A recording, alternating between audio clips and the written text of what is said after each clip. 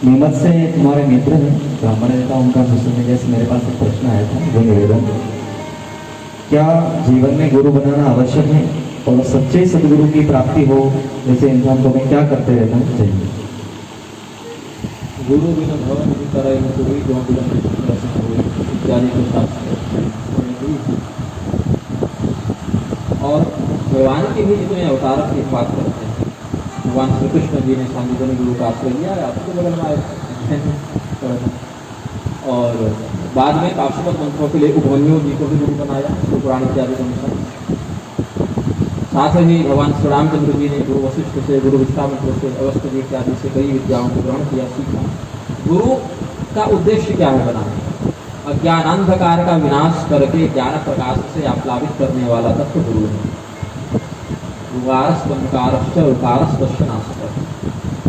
गुरु शब्द में जो गु और रु दो अक्षर हैं, इसमें जो प्रथम गु अक्षर है उसका अर्थ है अंधकार और रु का अर्थ है नाश करना।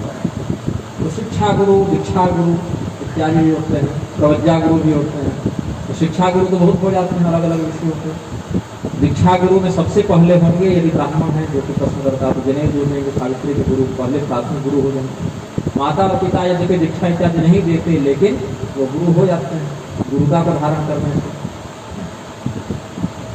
तो गुरु बनाना आवश्यक है, बिल्कुल आवश्यक है, अनिवार्य भी है, क्योंकि बिल्कुल सर्वथा गुरुहीन व्यक्ति यदि हो जाए, जैसे पांडव इत्यादि भी जब चक्रा नगरी में एकांतवास कर रहे थे तो गुरुहीन होने के कारण चित्ररथ गंधर्व ने उनके अज्ञान में बाधा दी। जब वे पांचाल नगर जाते हैं, द्रौपदी से अंदर में सम्मिलित हो तो पूछे अर्जुन, हम लोग को इतने देश के जाते हैं, फिर हम पर गंधर्वों का आक्रमण कैसे हुआ? बोले तुम गुरु विहीन हो।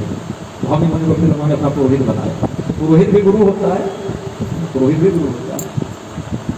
तो गुरु सबसे पहला वह है जो कुल गुरु, उससे बड़ा गुरु को नहीं। जो कुल गुरु है सबसे प्रधान गुरु वही है। यदि वह स्वयं अनुमति देकर किसी और गुरु के पास भेजे तब जाना चाहिए, ऐसे देखा देखी नहीं जाना चाहिए। अब कई बार क्या है, कुल गुरु का लोप हो गया, अब कुल में कोई गुरु रहे नहीं, या है तो उनमें उतनी क्षमता नहीं, उतना ज्ञान है, उतना आचरण नहीं। तो उस स्थिति में उनका सम्मान करते हुए बिना उनका किसी शास्त्रनिष्ठ संप्रदायविद आचार्य को आपके कुल परंपरा को समझे और उसके विरुद्ध न जाए। ये नहीं कि आप कुल मार्ग से दीक्षित तो वैष्णव मार्ग की दीक्षा ले लिए और वैष्णव मार्ग से दीक्षित तो कौल बन गए, ऐसा भी नहीं। जो आपकी परंपरा है शास्त्रीय, उसमें रहते हुए उसी संप्रदाय के अन्य गुरु का आश्रय आप ग्रहण करना चाहिए। ये नहीं कि टीवी में देख लिए किसी को बड़ा विद्वान या चकाचक तो उसके पीछे चल गए वैसा नहीं होना चाहिए। परंपरा से विरुद्ध जाकर दीक्षा लेने वाला व्यक्ति भी नरक जाता है, गुरु भी जाता है। अब सब गुरुओं का हो गया कि सबसे अधिक चले हमारे, ये बहुत बड़ा प्रबंध हो गया। लेकिन क्या है, दापेत को कृतं पापम यथा भार्या स्वभरतरी तथा शिष्य कृतं पापम गुरु गृहात निश्चितम। जैसे पत्नी अपने किए गए पाप को पति में स्थापित कर देती है, वैसे शिष्य भी अपने किए गए पाप को गुरु में स्थापित करता है। तो जिसके जितने चेले उसके चेलों का पाप भी गुरु होता है, वही बात है। तो शिष्य को जितनी परीक्षा गुरु बनाने के लिए लेनी है, गुरु भी किसी को शिष्य बना के उतनी परीक्षा ले ले। शास्त्र तो यहाँ तक कहते हैं, ब्राह्मण यदि आपके पास आया है दीक्षा के लिए तो 1 वर्ष तक उसकी परीक्षा लें कि वो योग्य है भी कि नहीं। कहीं वो आपसे दीक्षा लेने के बाद ऐसा काम तो नहीं करेगा कि आप नरक चले जाइएगा। और क्षत्रिय है तो 2 वर्ष, शूद्र वैश्य है तो 3 वर्ष, शूद्र है तो 4 वर्ष उसके सदाचरण की परीक्षा करें फिर दीक्षा दी। और स्त्री है तो स्त्री का गुरु होता है पति, तो पति जिसके मंत्र से दीक्षित होगा वही उसके लिए प्राकृतिक गुरु हो जाएगा। और यदि नहीं तो मात्र गृहस्थ धर्म का पालन करते हुए सदाचरण करने से ही पति की गुरु की पूर्ति हो जाती है, पत्नी की गुरु की पूर्ति पति की गुरु हो जाती है। अब क्या उल्टा हो रहा है, पत्नी ही टीवी देख के किसी गुरु बना ली और घर में की झगड़ा के महाराज जी बहुत अच्छे हैं, उन्हीं से दीक्षा लेना है सबको। तो ये उल्टी रीत हो गई है ना। इधर उधर सहेलियों से देख के सुन के टीवी मोबाइल से किसी को गुरु मान लिए, अब मजबूरी में बेटा पति ससुर सब उसे गुरु मानते हैं। ये गुरु जी दृढ़ता पूर्वक एक बात सुनिए, आपने कोई शिष्य नहीं बनाया, इसका कोई भैया हमको अगर नरक जाना होगा तो अपने पाप से जाएंगे, दूसरों पाप से क्यों नरक जाएंगे। हम गए नरक यदार बोले कि देखो तुमको बदिरा पान के कारण ये दंड मिलेगा। हमने कहा प्रभु हम तो बदिरा पिए नहीं, कभी अरे आपका चेला पी रहा था जो उसका आधार भोगिएगा, आप गुरु हैं। मैं अपराध मैं नरक जाने के लिए तैयार हूँ, लेकिन अपने कर्म की जिम्मेदारी पर। हाँ हमने किया है दूसरे दंड के लिए, लेकिन कोई और कर जाए उसका फल मुझे नहीं देगा। दूसरी बात, ऐसा नहीं जिससे नहीं बनाया हमने।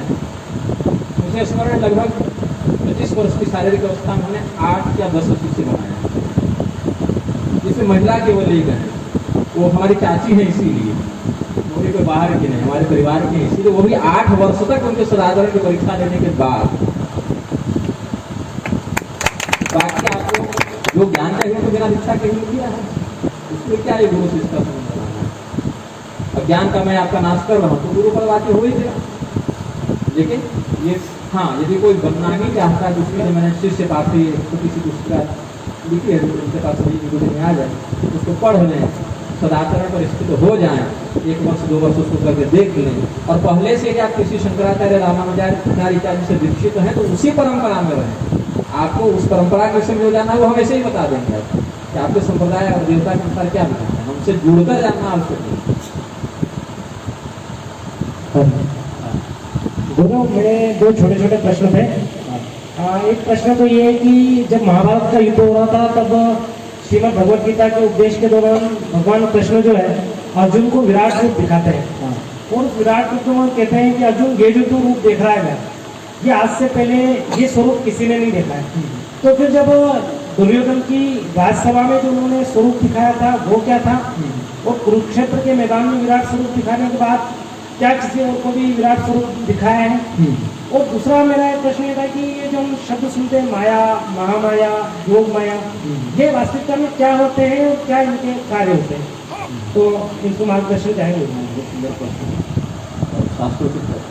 पहला विश्वरूप दर्शन का समाधान करेंगे। विश्वरूप का दुर्योधन पर आए हैं ना, भगवती कौशल्या जी को भी दिखा चुके हैं भगवान, तो जो एक बार जननी अनुवाय वो जो प्रसंग है, जो भगवान की वो पूजा करते हैं तो भगवान एक बार यहाँ भी जाते हैं पूजा रूप में, एक बार स्वयं कृष्ण ने वो भी दिखाए हैं।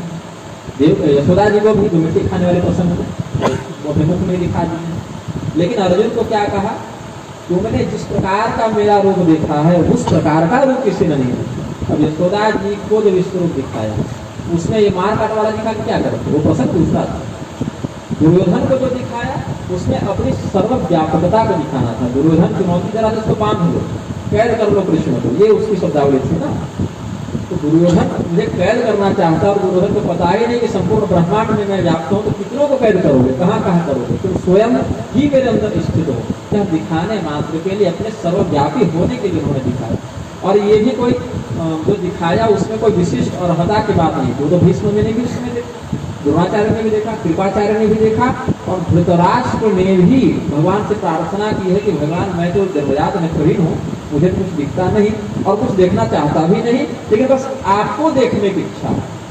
उस एक घटना के लिए धृतराष्ट्र को भगवान ने दृष्टि दी ताकि वो फिर भगवान को देख सके। और वो रूप के बाद धृतराष्ट्र का अंधत्व सामान्य जैसा था वैसे पहले जैसा हो गया।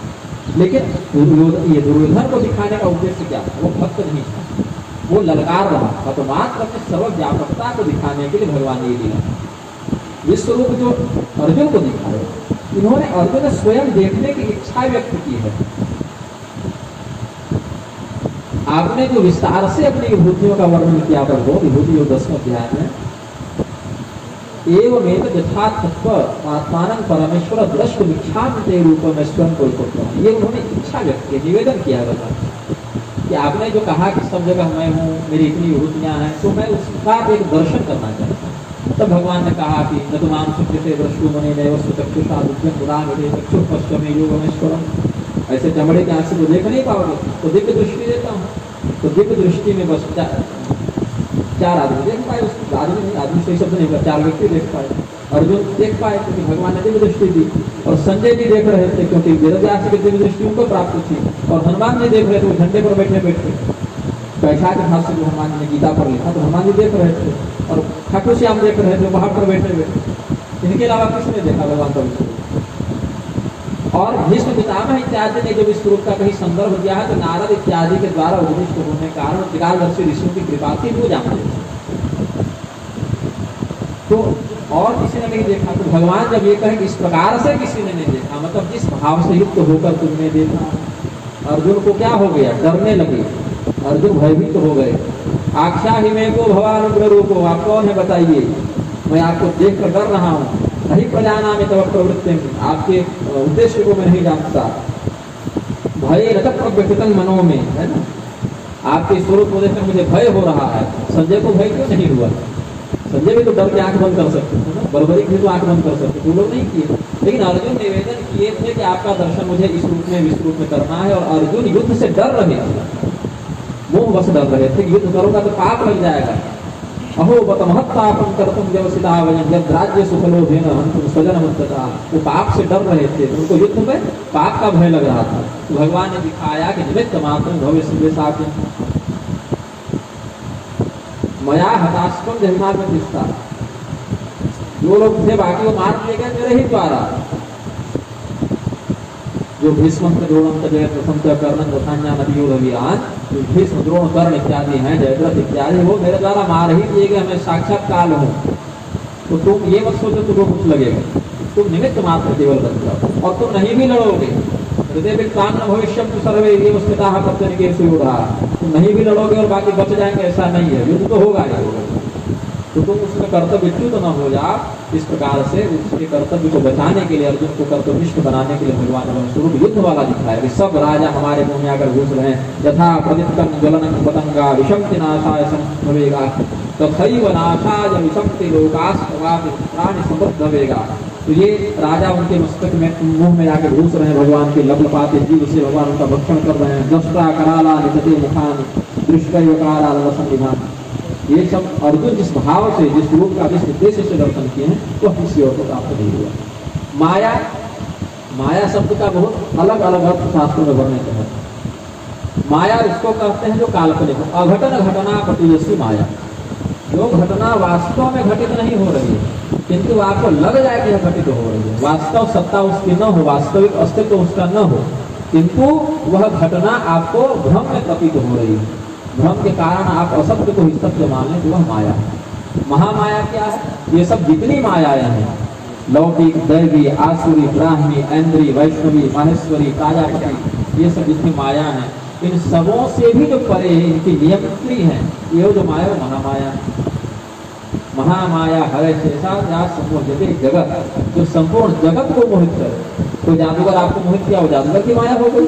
कोई राक्षस मोहित किया, वो राक्षसी माया हो गई। किसी देवता ने मोहित कर दिया, वो देवता की माया हो गई। लेकिन संपूर्ण संसार के सभी प्राणियों को जो मोहित कर दे, ब्रह्मा के मोहित हुए हैं कि नहीं? भगवान ने जब अघासुर का वध किया तो ब्रह्मदेव जब ग्वाल बालों को अपहरण करके ले जाते हैं, फिर वापस जाकर छोड़ देते हैं, ये उनकी माया का ही लक्षण था। तो ब्रह्मा जी ने जो माया का प्रदर्शन किया वो ब्राह्मी माया हो गई उनकी, और भगवान ने जो माया का प्रदर्शन किया वो वैष्णवी माया हो गई। तो जो सभी जगत को महामाया हरे शेषा, भगवान की जो माया सबों को मोहित करे, वह महामाया है। और जिस माया का प्रयोग करके भगवान एक सगुणाकृति का आश्रय लेकर लीला में प्रवृत्त होते हैं, उसको योग माया करते हैं। एक सामान्य परिभाषा, बहुत विस्तार से तो फिर मैं हेमलता टीका लिख रहा हूँ, जो रात्रि सूर्य देवी शुक्र होगा, फिर विस्तार उसमें व्याख्यान करता हूँ ग्रंथ, लेकिन इतना पर्याप्त समझता हूँ। ठीक,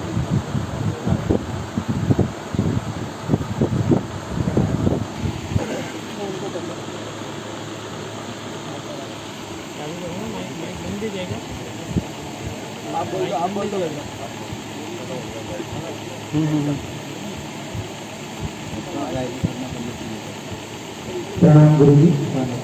ये कालकूट विष और हाल हालम से दो का हम अंतर समझना चाहते हैं। एक ही चीज है, तो विशेष दोनों का ही वर्णन है। जैसे समुद्र मंथन से कहीं हलाहल के निकलने का, कहीं कालकूट के निकलने का वर्णन है। तो हलाहल और कालकूट जैसे जल कह दीजिए, पानी कह दीजिए, लहर का तो वही।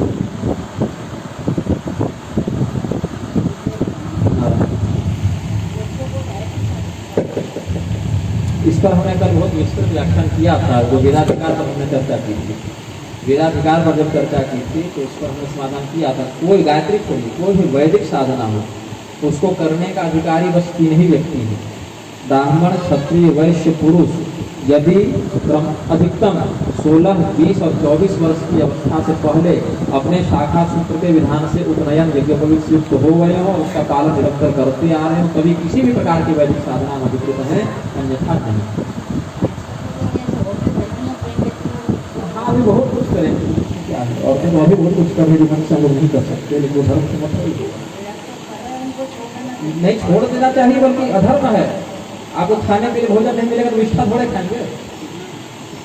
भोजन ही करेंगे ना, सात्विक वस्तु का आहार ग्रहण आप करेंगे। जो धर्म विरुद्ध है या शास्त्रीय है, मान लेते हैं किसी व्यक्ति को अपनी पत्नी से संतान नहीं हो रही थी, या बहन से संतान संतान हो भी जाए तो वह शास्त्र सम्मत नहीं कर पाएगा। तो जो भी व्यक्ति वेद की मर्यादा में अधिकृत नहीं है, यदि हाँ, अब उसका फल उसको कैसे मिले? पौराणिक स्मारक जैसे गायत्री मंत्र हो गया, गायत्री मंत्र का ही अर्थ आप पौराणिक विधि से प्रयोग करें। यो देव सविता स्माकट मनः प्राणी व्यक्तियाः प्रचोदयति तद् वरेण्यं समुपासते, ये मंत्र का प्रयोग करें। ये वेदों का मंत्र नहीं है, अर्थ वही है, देवता वही है, प्रभाव वही है। तो जो जिस विधान में अधिकृत है उसी विधान से करने पर वह कल्याण का पात्र बनता है। ऐसा नहीं गोली चलाना है तो धनुष थोड़े उठाएंगे, और तीर चलाना है तो बंदूक थोड़े उठाएंगे, इसका विधान वह नहीं है। जबकि दोनों ही शस्त्र हैं, दोनों ही प्रहार कर सकते हैं। तो जो व्यक्ति जिस अवस्था का हो, जिस आश्रम का हो, जैसे गृहस्थ है, वह अपनी पत्नी का या बहन का या माता का या भाभी का स्पर्श कर सकता है अपनी मर्यादा के अनुसार। लेकिन यदि सन्यासी हो गया तो लकड़ी की स्त्री का भी स्पर्श नहीं कर सकता, चमड़े की स्त्री को छोड़ दीजिए।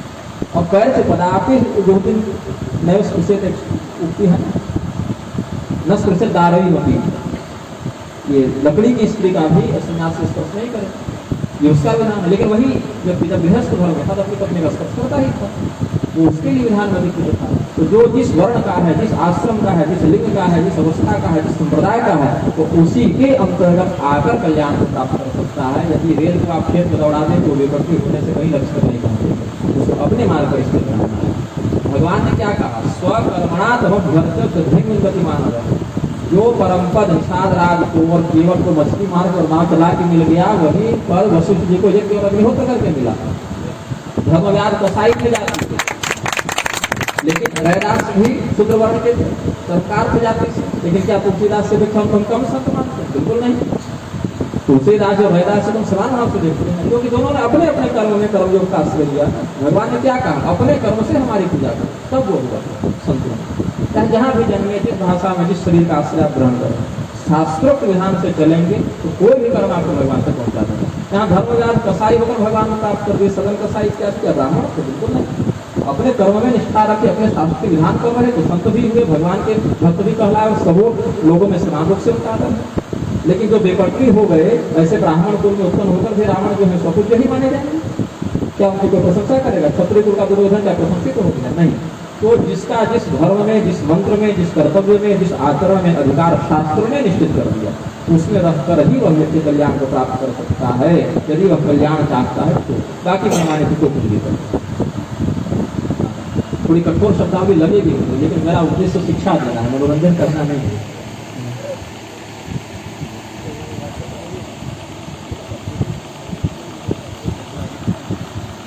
अच्छा, ये है चरणों में प्रणाम है। मेरा नाम पलक शेषवाल है। भगवान क्या होते? भगवान कौन होते? क्या भगवान बन सकते हैं? मेरे को भी भगवान बनना है। मैं अत्यंत सरल भाषा में आपको समझाने का प्रयास करूँगा, बैठ जाइए। पहला प्रश्न, भगवान कौन होते हैं? भगवान के भी दो प्रकार होते हैं, एक है लौकिक भगवान और एक है लोकोत्तर भगवान। इसको सामान्य रूप से समझें। लौकिक भगवान ऐसे होते हैं जो इस धरती पर, इस संसार में विद्यमान है। और भगवान कहते किसको हैं? विष्णु पुराण के अनुसार ज्ञान, बल, ऐश्वर्य, रूप, तेज इत्यादि जिसमें प्रतिष्ठित हो, छह गुणों से युक्त जो हो, अच्छी अच्छी बातें जिनमें हो, उसको भगवान कहते हैं। जैसे बहुत सुंदर हो, बहुत पराक्रमी हो, बहुत ताकतवर हो, बहुत पढ़ा लिखा हो, तो केवल अपने मनमौजी नहीं, शास्त्रीय विधान के अनुसार भी गुणों से युक्त हो, उसके लिए भगवान शब्द का प्रयोग करते हैं। जैसे हम लोग अपने गुरु जी का भी नाम भगवान शंकराचार्य, भगवान रामानुजाचार्य, ये भी लगाते हैं। माता पिता और गुरुदेव को भी भगवान का स्वान मानते हैं। तो ये लौकिक भगवान हो गए हमारे, जो जंगम भगवान है, चल फिर रहे हैं हमारे नाम के सामने। उनसे ऊपर स्तर के भगवान होते हैं जो देवताओं के साथ रहते हैं, जैसे इंद्र हो गए, वरुण हो गए, सूर्य हो गए, चंद्रमा हो गए, ये सभी भगवान ही कहलाते हैं, क्योंकि इनमें देव शक्ति होती है। और अगर मात्र भगवान कहें, कोई विशेष उपाधि न लगाए, तो उसका अर्थ होता है ईश्वर, परब्रह्म। भगवती या भगवान शब्द जो आया वो परब्रह्म के लिए आया, मतलब जिसने इस पूरी दुनिया को बनाया और जो पूरी दुनिया चला रहा है, और जो पूरी दुनिया को अपनी इच्छा से निपटा देने की, मार डालने की क्षमता रखता हो, जो पूरी संसार को नष्ट कर सकता हो, उसको भगवान कहते हैं। अब चाहे वो सामने आने के लिए जिस भी रूप का आश्रय ले, विष्णु भगवान के रूप में अगर ध्यान करेंगे तो वही आएंगे, लेकिन उस समय उनके शंख गदापद्म हो जाएंगे। और यदि भगवान शिव के रूप में उनका ध्यान करेंगे तो भी वही आएंगे, लेकिन उस समय उनके हाथ में त्रिशूल, डमरू, बाघंबर इत्यादि आ जाएंगे। और दुर्गा जी के रूप में ध्यान करेंगे तो भी वही आएंगे। जैसे आपके पिताजी कभी लाल कपड़ा पहनते हैं, कभी पीला पहनते हैं, कभी सफेद पहनते हैं, वैसे भगवान भी आते हैं। तो आप जिस कपड़े में उनको देखना चाहते हैं उसी कपड़े को पहन कर आएंगे। दुर्गा जी के रूप में देखेंगे तो साड़ी पहन के आ जाएंगे, और शिव जी के रूप में देखेंगे तो बाघंबर लपेट के आ जाएंगे, और नारायण के रूप में देखेंगे तो पीताम्बर पहन के आ जाएंगे। तो आएंगे वही, लेकिन आप जिस रूप में ध्यान करेंगे। रुद्रस्य चिंतनात् रुद्रो विष्णु स्यात् विष्णु चिंतनात्। मुंडमाला तंत्र में कहा रुद्र भाव से ब्रह्म की आराधना करो तो वह रुद्र हो जाता है, और विष्णु भाव से उसकी आराधना करो तो वह विष्णु हो जाता है। अब भगवान कैसे बन सकते हैं? हाँ, क्या भगवान बन सकते हैं? हम लोग को भगवान बनना नहीं है, हम पहले से भगवान है, क्योंकि हम ये शरीर नहीं है। शरीर के अंदर जो बैठा हुआ है वो हम है, वो आत्मा है। और आत्मा क्या है? ईश्वर अंश जीव अविनाशी, भगवान का ही अंश है। जैसे आप अपने पिता के अंश हैं, इसको थोड़ी अधिक अवस्था में आप समझेंगे, आपके पिता है आपको समझा देंगे। उसी प्रकार से हम सभी भगवान के अंश होने से तत्वतः भगवान ही है। लेकिन यही अंतर है कि अभी हम अपने उस भगवान वाले रूप को स्मरण नहीं कर पा रहे हैं। जिस दिन हम भगवान वाले रूप को याद कर लेंगे अच्छे से, उस दिन हम भी संसार के शरीर के बंधन से मुक्त हो जाएंगे और भगवान साथ मिलकर अभिन्न हो जाएंगे।